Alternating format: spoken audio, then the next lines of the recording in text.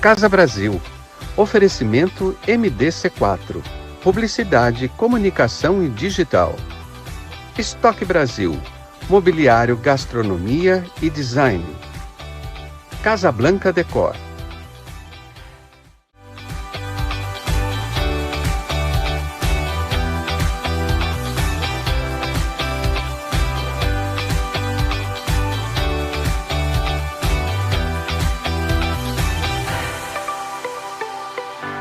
Um dia acordei e quis dar um sentido à minha vida. Procurei ajuda terapêutica. Nas linhas tradicionais, mergulhei nas experiências dessa vida e nas terapias alternativas, compreendi de fato que não vivemos uma única vida. São inúmeras personagens que vestimos a pele, mas todas conectadas por meio de suas experiências repetitivas. O que fazer para romper com esses conflitos que nos fazem derrapar na estrada sem sair do lugar? Tomando consciência das causas dessas repetições, podemos, devagarinho, perceber que suas forças vão diminuindo até que um dia chega definitivamente a primavera. Essa é a contracapa do livro A Semente que Dorme. Sabe de quem? Do meu convidado de hoje, Wagner Nakarato, meu amigo Wagner Nakarato, de longas datas, que está aqui para falar do lançamento desse livro, falar da vida, falar da experiência. É isso, Wagner Nakarato? Falar da vida, falar da morte. Falar do processo de da viver, vida e de morrer. E de morrer. E de morrer. Aí no livro eu tenho 7 experiências de quase morte. É bastante. Bastante. Que ninguém sabe das minhas experiências de quase morte. Você é um gato. Sou. 7 vidas? 7 experiências de quase morte? Não pode ser a última. Não. Você é um gato especial, Nakarato. Eu quero ter muitas ainda, mas chega de ter experiências de quase morte. É muito engraçado. Mas a sua experiência de não quase vida, mas de vida conta muito. O que você pôs nesse livro, A Semente que Dorme, que está acabando de sair? Gente, olha que delícia. Você está vendo o programa e o lançamento eu vou falar daqui a pouquinho, porque é a semana que vem, na quarta-feira. Então vai dar para você acompanhar ao vivo o lançamento do livro. Como é que surgiu a ideia de um livro? Você já tinha escrito um livro antes? Eu escrevo peças de teatro. Sim, foi daí que eu te conheço. Um romance, não. Não. Contos, não. Na verdade, assim, fui convidado pela Ariadne Gattolini, do JJ, quando ela estava lá, para eu escrever uns contos. Tá. E eu comecei a escrever. E à medida que eu escrevia, eu postava na minha rede social. Olha. E vinha um monte de gente falando, cara, que texto legal, isso vai virar livro, isso vai virar livro. Uhum. Aí fiquei meio assim, não era a minha intenção. Aí eu fiz um trabalho muito legal, que eu toco nesse livro, com uma sensitiva chamada Isabel Teles. Ela tem um dom muito legal, que ela entra na sua mente e ela vai contando para você o que ela vê na sua mente por meio de um conto, pode ser um conto de fadas, pode ser um roteiro de um filme, pode ser, sei lá, uma história. Como eu sou um artista, ela falava que era muito fácil entrar na minha mente, né? E que ela via cenas, todas elas em 5ª dimensão. Que não bárbaro. Sei o que significa isso. Você dirigiu bem tudo. Tudo. E ela vinha com histórias muito loucas para mim. Por isso que você fala de outras vidas e de reencarnações aqui na contracapa? Sim. Mas a Isabel, na verdade, ela trouxe um conto para mim, que foi o ponto de partida desse livro. Uhum. O conto se chama O Pudim de Ameixa, né? E eu peguei esse conto, que eu achei ele muito legal, eu queria fazê-lo, queria torná-lo uma peça de teatro para criança. Que bacana. Né? E comecei a mandar para algumas pessoas. O que você acha? Todo mundo que devolvia para mim falava, Wagner, está faltando algo. Isso faz parte de uma história.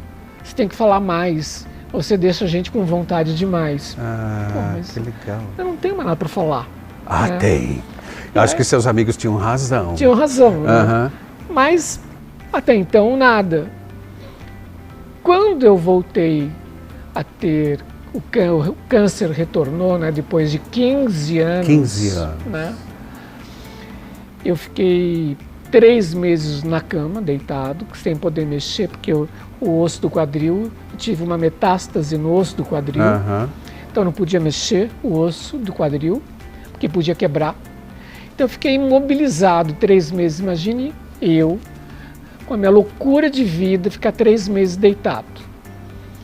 E aí eu comecei a ter muitas imagens na minha cabeça, muita coisa.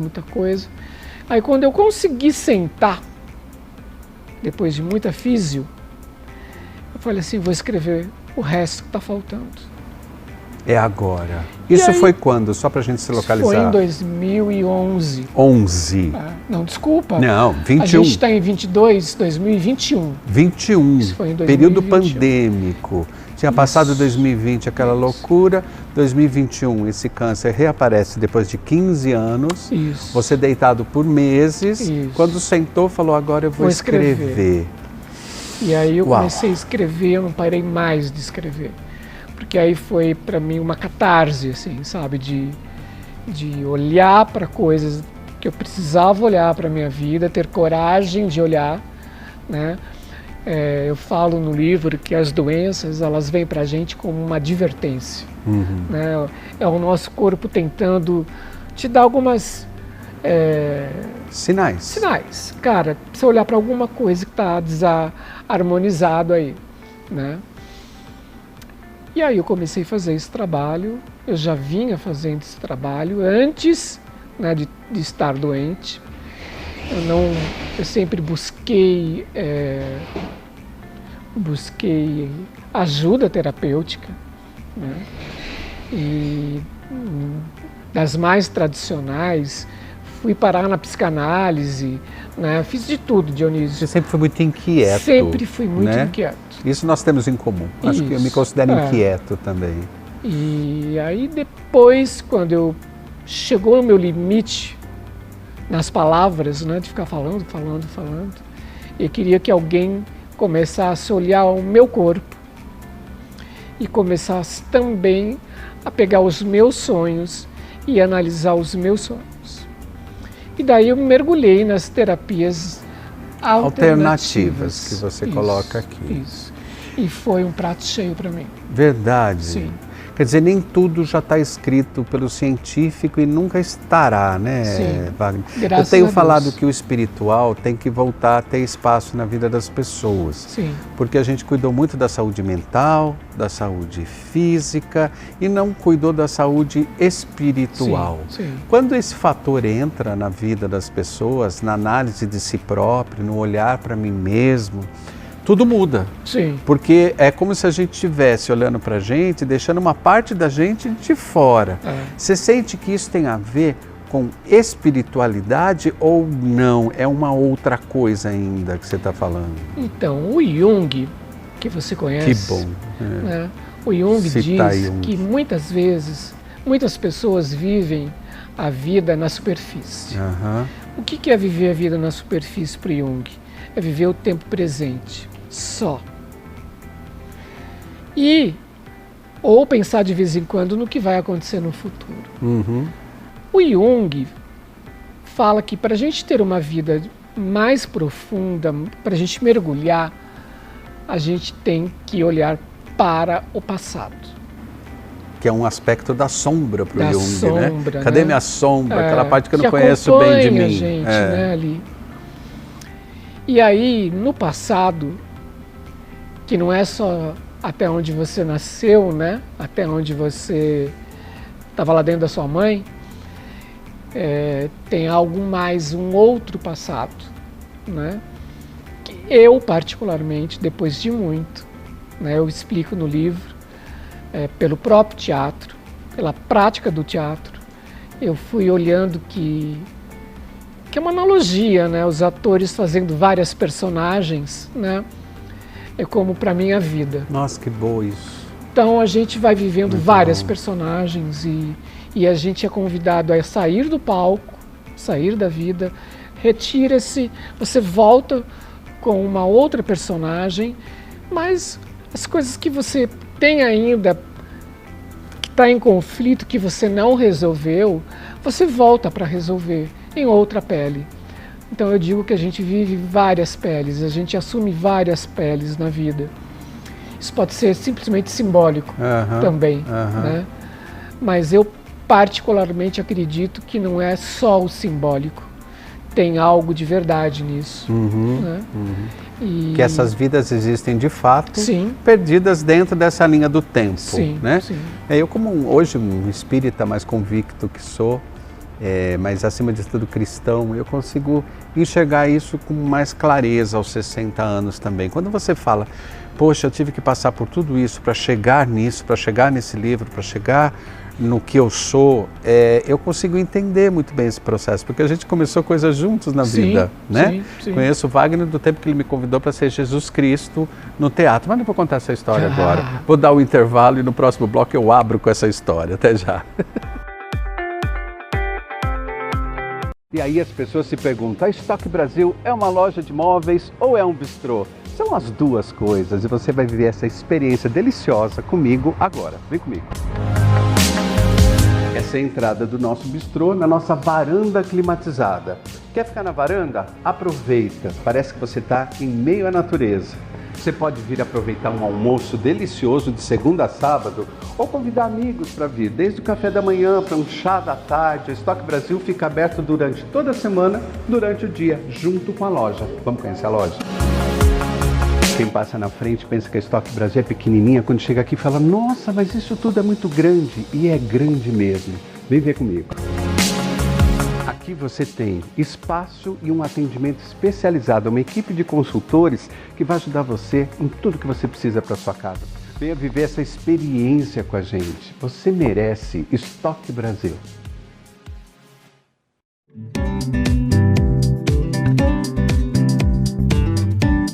Olá pessoal, hoje você vai entender, para quem viu o programa agora, aqui no Casa Brasil, como contribuir com a Associação Fios Encantados. Desde quando existe a associação, Mara? A associação existe desde abril de 2018. São 4 anos de muito amor, carinho e respeito. E o que vocês fazem aqui na associação?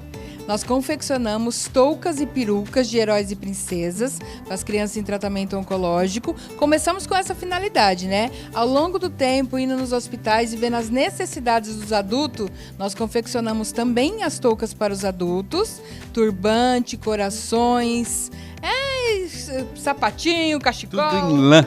E a lã levantando a autoestima das crianças e adultos que precisam. Se você quer contribuir, está aqui na telinha as formas de você contribuir e acompanhar Fios Encantados. Instagram, Facebook, site, você vai entender o trabalho da Mara e das suas voluntárias. Obrigado, Mara. Nós que agradecemos, gratidão.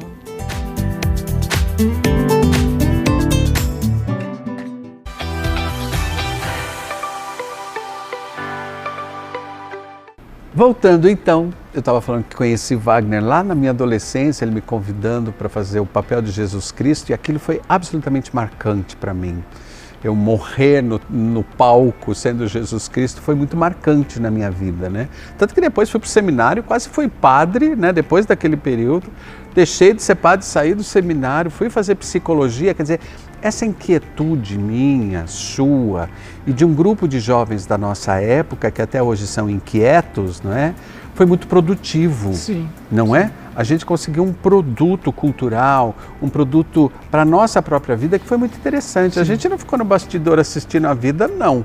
A gente desceu do muro, marchou na rua, foi para a passeata. Graças a Deus. E graças a Deus a gente pôde agir e se posicionar na vida. E isso nos faz muito bem nessa fase de vida que a gente está, né? Sim. Agora, para você chegar e escrever sobre isso, tanto que olha que gostoso, eu perguntei para o Wagner, no que você quer que eu fale, no que pontos eu posso tocar? Ele falou, o que você quiser. Quando a pessoa chega nesse ponto, que fala assim, olha, eu não só escrevi um livro, mas como eu sou um livro e ele está absolutamente aberto, quem quiser ler, leia.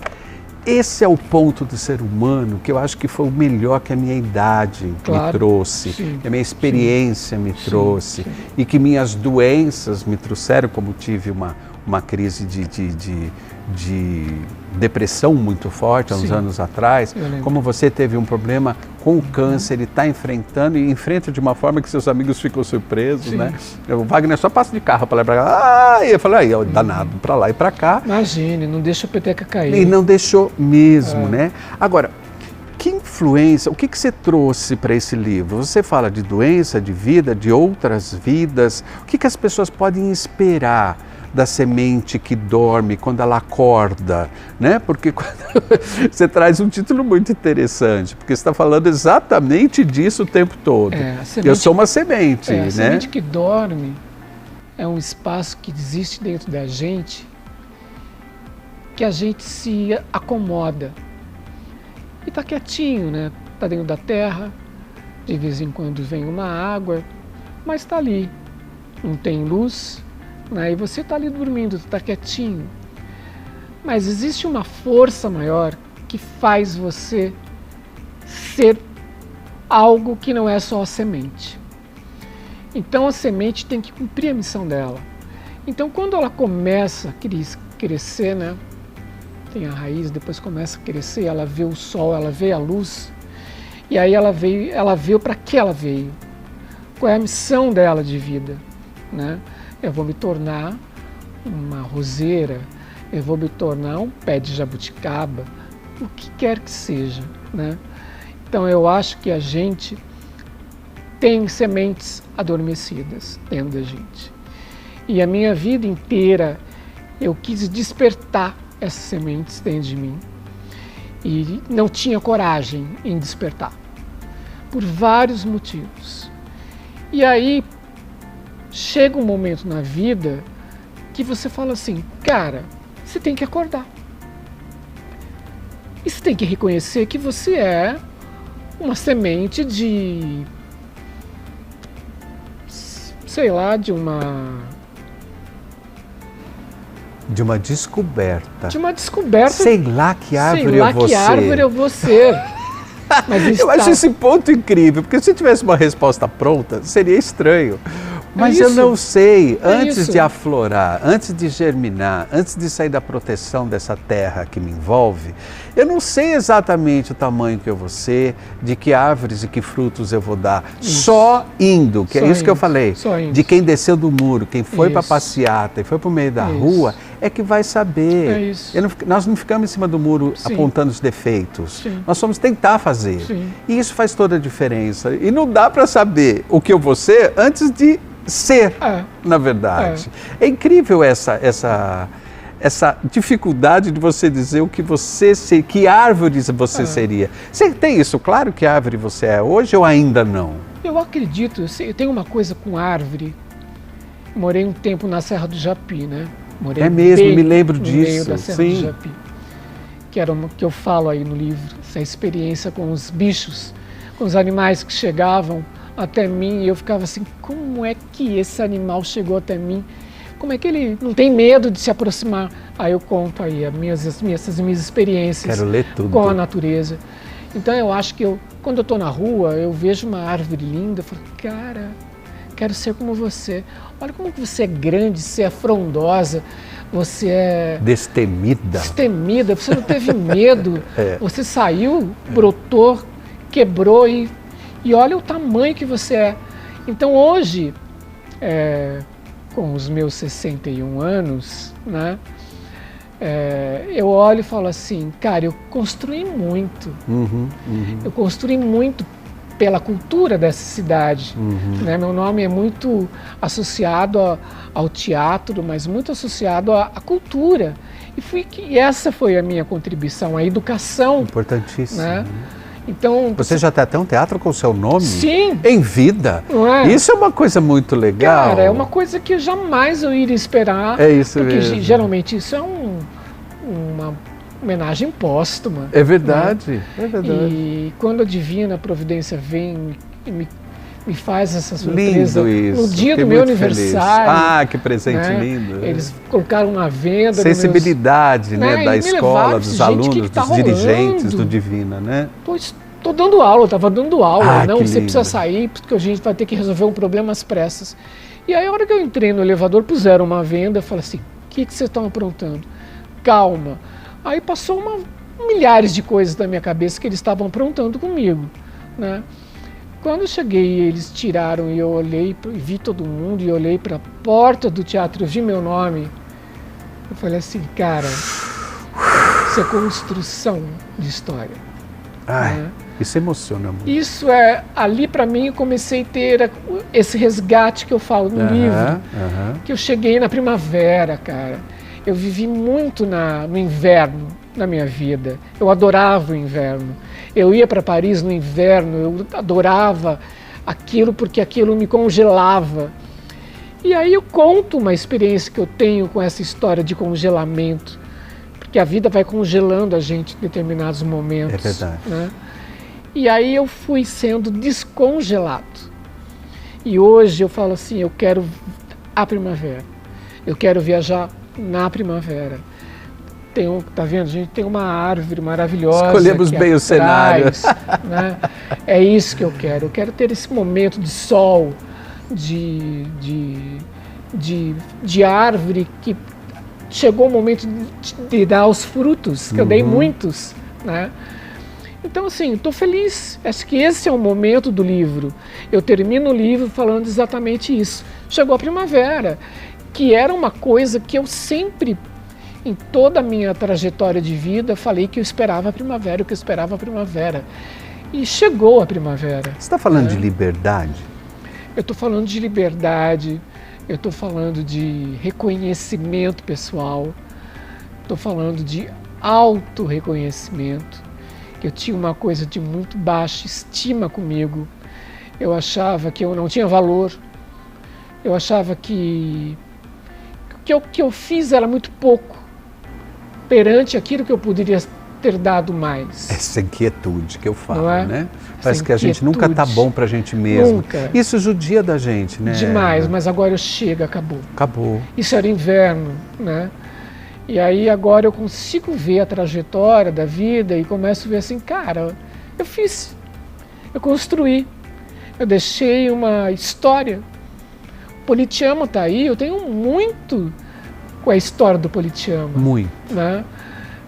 Para quem não sabe, do teatro em Jundiaí, de forma Sim, geral. geral.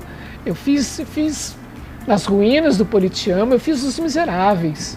Que né? show, que show. Então, cara, a minha história estava muito presa àquele teatro, muito vinculada ali. E foi isso, eu trouxe coisas para essa cidade. Né? Vamos falar então só do lançamento para a gente encerrar? Sim. Dia 23 de novembro. Agora. Isso, quarta, né, das 18h30 às 20h30. Lá na Flora Samambaia? Isso. A Semente que Dorme, gente. Wagner Nakarato, tá aí. Todo mundo vai conhecer e já nas livrarias para você. Obrigado! Agradeço eu, de que coração. Que bom te ver, fiquei tão feliz. Obrigado. Obrigado. Tchau, gente. Fiquem com Deus. Até o próximo programa. Tchau.